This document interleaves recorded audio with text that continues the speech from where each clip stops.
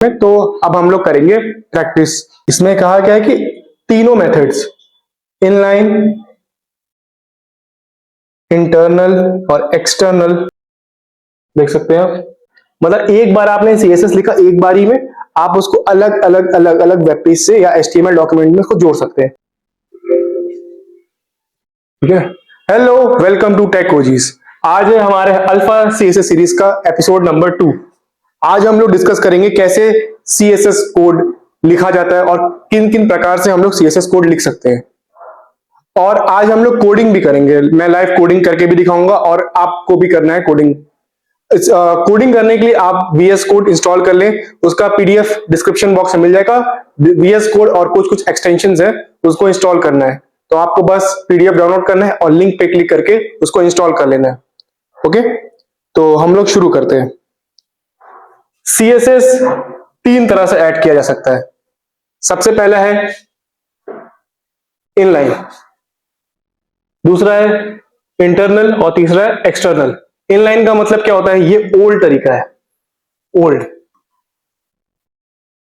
अगर आप पहला एपिसोड अगर देखे होंगे, उसमें था कि कैसे जब CSS नहीं था तो HTML3 जब डेवलप हुआ, जब HTML3 का अपडेट आया, तो उसमें क्या कहा गया कि HTML का जो टैग है, HTML का जो टैग है, सिंगल लाइन का HTML कोड है, उसमें ही आप कुछ कुछ चीजें ऐड कर सकते हैं। जैसे फॉन्ट टैग आया था, सेंटर वाला आया था, तो वैसे ही ये होता है इनलाइन CSS। मतलब कुछ हम लोग कोड लिखते हैं HTML का, उस कोड में भी एक CSS का स्टाइल, CSS एक पार्ट होता है। ओके, स्टाइल CSS एक पार्ट होता है।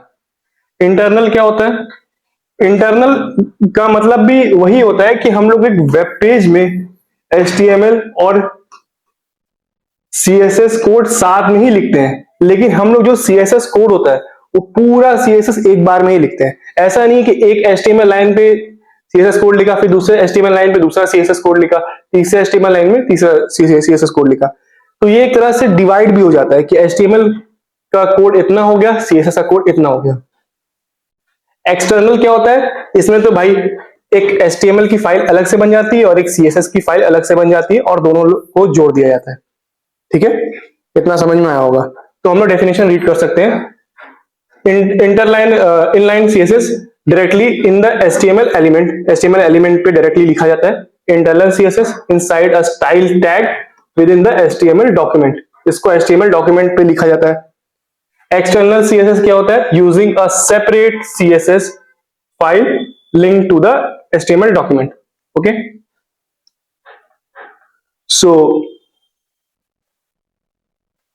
सो अब हम लोग इनलाइन CSS के बारे में थोड़ा सा और इन डेप्थ में देख लेते हैं। इनलाइन CSS का मतलब समझ ही गए होंगे कि एक HTML एलिमेंट में ही हम लोग CSS लिखेंगे।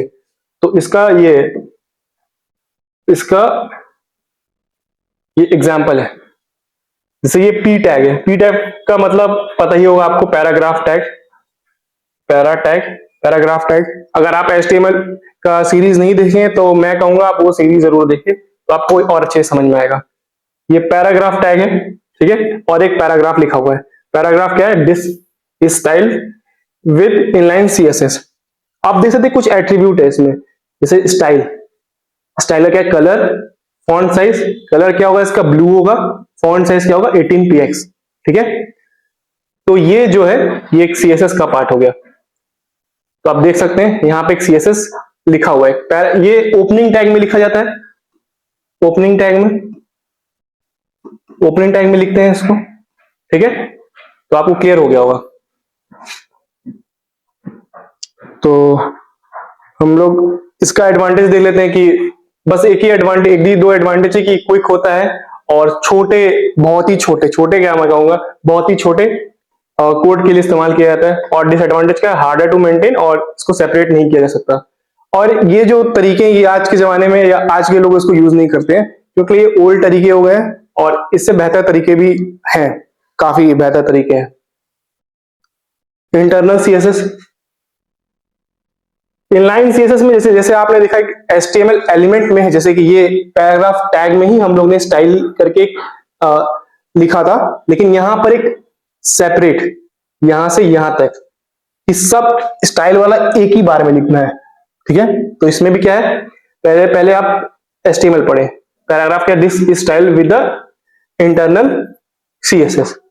तो ये पैराग्राफ टैग स्टाइल के अंदर क्या लिखा है, P, ये पैरेंथेसिस, कर्ली ब्रैकेट, कलर क्या है इसका भाई रेड, फॉन्ट साइज का 20px। तो ये तरीके हैं। तो आप इसको पहले तरीके से भी कंपेयर कर सकते हैं, जहां पे हम लोग एक ही लाइन पे हम लोग ने लिखा था और यहां पे एक ही बार में स्टाइल ब्रैकेट के अंदर लिखा है। ठीक है, तो ये मोस्टली यूज किया जाता है एक सिंगल वेब पेज की, अगर आपकी वेबसाइट है या लैंडिंग पेज जिसको बोलते हैं, सिर्फ एक पेज की अगर आपकी वेबसाइट है तो इसको यूज किया जा सकता है। तो इसका एडवांटेज क्या है, allows you to style the entire HTML document, useful for single page websites. Disadvantage क्या है, रीयूजेबल नहीं है, कि भाई आप एक जहां पे CSS लिख दिया, आप वही वेब पेज में इस्तेमाल होगा, अगले वेब पेज में वो CSS इस्तेमाल नहीं किया जा सकता। तो उसके लिए हम लोग एक्सटर्नल इस्तेमाल करते हैं।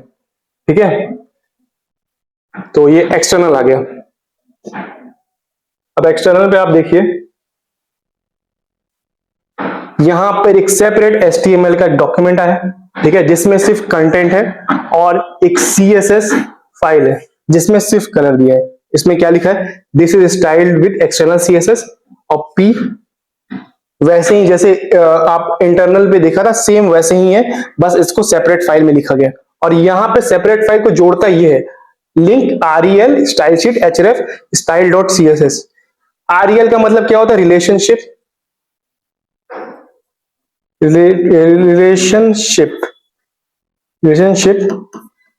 और style.css। href का मतलब पता ही होगा, हाइपरलिंक रेफरेंस। style.css ये फोल्डर है, इसका नाम होगा style.css। इसका क्या होगा, index.html। ठीक, इसका मतलब क्या है भैया, ये दोनों जो style.css का जो फोल्डर है, ये इसका स्टाइल शीट इसमें जोड़ दो, तो ये इसमें जुड़ गया। ठीक, तो इसका डेफिनेशन पढ़ लेते हैं। External CSS is written in a separate file with a .css extension, या जैसे कि आपने देख सकते हैं कहां लिखा है, यहाँ देखिए, .stylesheet.css extension and link to the HTML document using the link tag. ठीक है, लिंक टैग ये है। ठीक है, लिंक टैग, और लिंक टैग आपको पता ही होगा, मैं बता दूं अगर आपको नहीं पता है तो। लिंक टैग एक स्टैंड अलोन टैग है, इसको कोई क्लोजिंग की जरूरत नहीं पड़ती। इसका एडवांटेज क्या है भैया, इसको रीयूज कर सकते हैं। मतलब रीयूज का मतलब क्या हुआ, जैसे कि हमने एक HTML डॉक्यूमेंट बनाया, P टैग लिख के, क्या है भैया, कलर ग्रीन है, फॉन्ट साइज 22px होना चाहिए। अब हम एक और HTML पेज बना देते हैं, ठीक है, 3-4 ठो, तो उसमें भी हम लोग P टैग में दूसरा सेंटेंस लिखेंगे, उसको हम लोग इससे कनेक्ट कर सकते हैं। मतलब उसका कलर भी ग्रीन और 22px हो सकता है।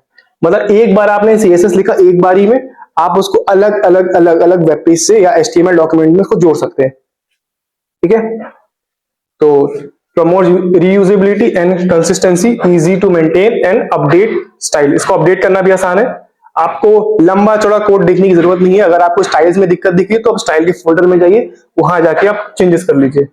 ठीक है, डिसएडवांटेज क्या है, रिक्वायर्स एडिशनल फाइल, ये मैं कोई ऐसा डिसएडवांटेज मानता नहीं हूँ। Styles won't load if the CSS file is missing.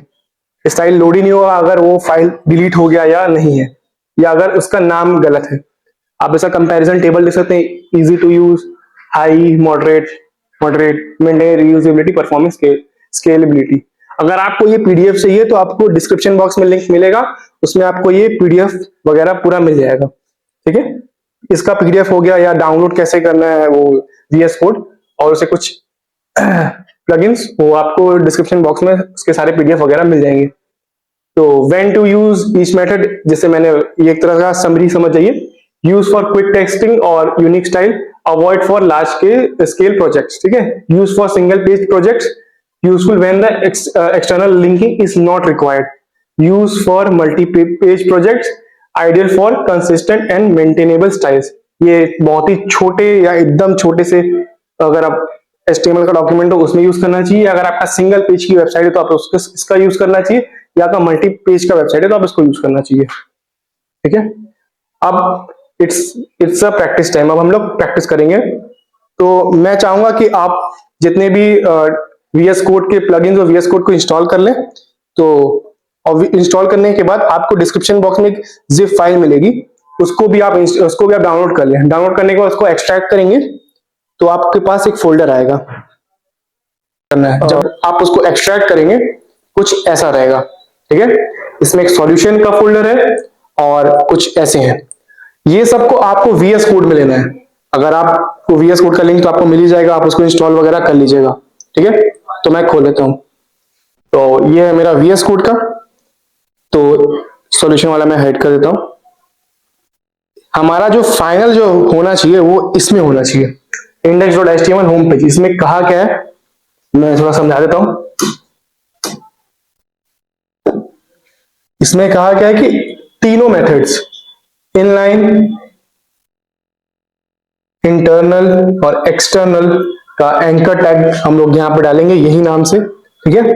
और जब उसको क्लिक करें तो इनलाइन वाला इधर आ जाए, ठीक है, इंटरनल वाला इधर आ जाए और एक्सटर्नल वाला इधर आ जाए, ठीक। इनलाइन, इंटरनल, एक्सटर्नल का अलग अलग फोल्डर है, सबको वो मेथड से आपको करना है। तो हर फोल्डर में कुछ इंस्ट्रक्शंस है। जैसे एक्सटर्नल में क्या है कि जो ये H1 में जो लिखा हुआ है इसको ऑरेंज में कलर करना है। इनलाइन में क्या है इसको रेड में कलर करना है। इंटरनल में क्या है इसको ग्रीन में कलर करना है, ठीक है। तो हम लोग करते हैं, आप ये वीडियो को पॉज कर लीजिए, ठीक है। तो चलिए सबसे पहले हम लोग करेंगे इनलाइन, ठीक है। ओके, मैंने ये कोड लिख ही दिया है, सॉरी मैंने कोड लिख ही दिया है। तो आप देख सकते हैं H1 style is equal to color, color क्या है रेड, ठीक। अब इसको हम लोग प्रीव्यू पे क्लिक करते हैं, ये पूरा रेड कलर का हो गया, देख सकते हैं आप पूरा रेड कलर का हो गया, ठीक। इनलाइन वाला बहुत आसान था।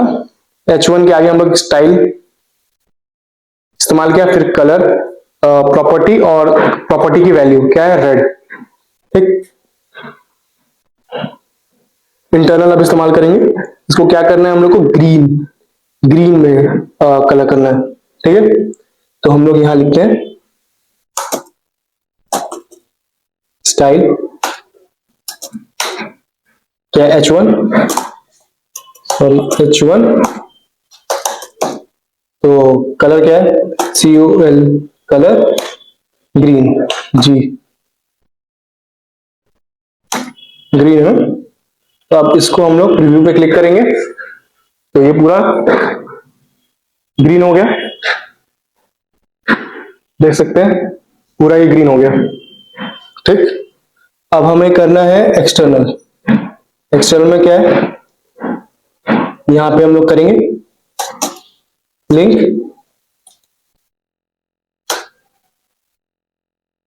Link RE real relationship is equals to style sheet, link RE style sheet href is equals to dot, ये हमारे फाइल है, इससे हम लोग इसको जोड़ेंगे स्टाइल डॉट CSS। इसे करने के बाद इसको क्लोज कर देंगे, ठीक है। करने के बाद क्लोज कर देंगे, ठीक। और स्टाइल डॉट CSS में क्या करेंगे H1, तो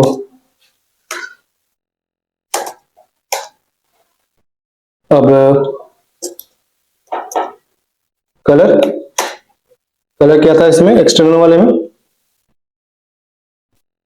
ऑरेंज, तो हम लोग कलर ऑरेंज करेंगे ऑरेंज, ठीक है। तो अब हम लोग एक्सटर्नल पे इसका प्रीव्यू देखेंगे तो आप देख सकते हैं ये पूरा ऑरेंज हो चुका है, ठीक।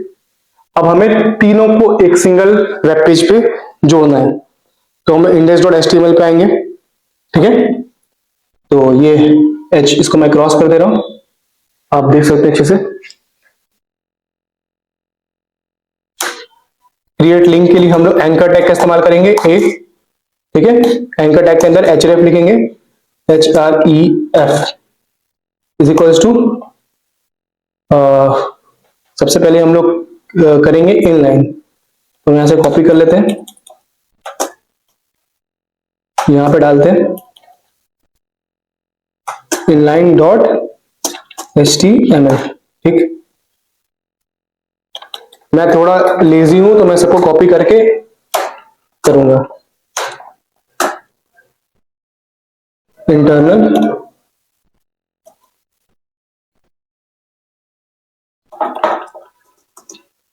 डॉट html और ये है एक्सटर्नल एक्सटर्नल डॉट html, ठीक है। तो ये हमारा हो चुका है। अब इसको हम लोग शो प्रीव्यू पे जाएंगे, तो आप देख सकते हैं हमारे पास 3 लिंक्स आ गए हैं, ठीक है। ये इससे ज्यादा, ठीक है, 3 लिंक्स आ गए हमारे पास। एक में इनलाइन लिखा हुआ है, और सॉरी मैं तीनों जगह इनलाइन लिख दिया गया, एक सेकेंड।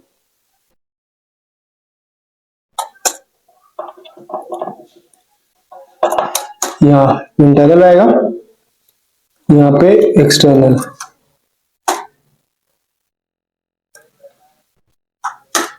देख सकते हैं अब तीनों आ गया। एक में इनलाइन लिखा है, इंटरनल एक्सटर्नल। जब हम लोग इस पे क्लिक करते हैं तो इनलाइन वाले पे हम लोग चले गए, इंटरनल पे क्लिक करते हैं तो इंटरनल में चले गए, एक्सटर्नल पे गए एक्सटर्नल में चले गए। तो अब हम लोग फटाफट रिकैप कर लेते हैं, कोडिंग के थ्रू हम लोग फटाफट रिकैप कर लेते हैं। इनलाइन पे क्या था,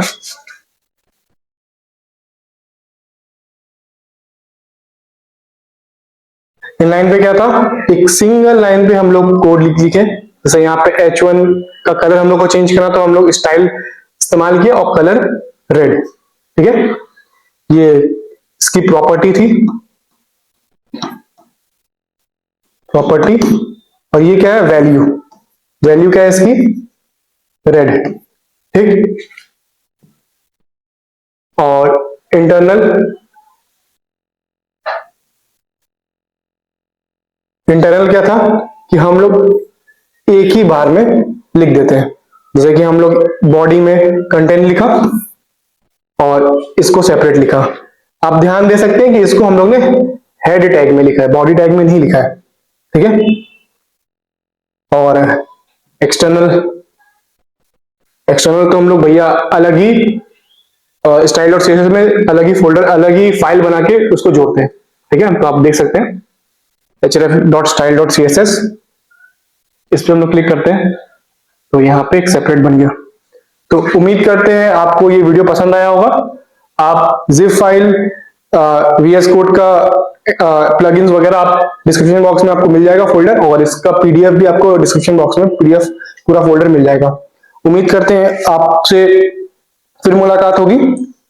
अगली वीडियो में हम लोग बात करेंगे,